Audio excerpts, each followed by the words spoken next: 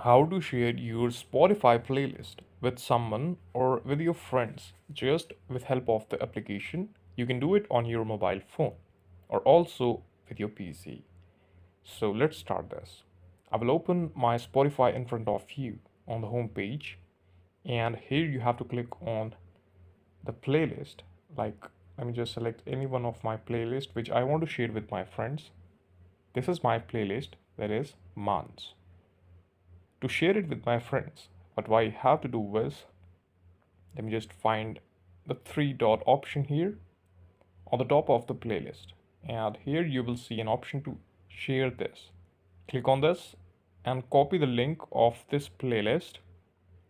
Simply copy the link, and then you can share this link with any one of your friend with whom you want to share your library or your playlist of Spotify. So this is how you can simply share profile or a library with someone you're known. This is the video. Thank you so much for watching it.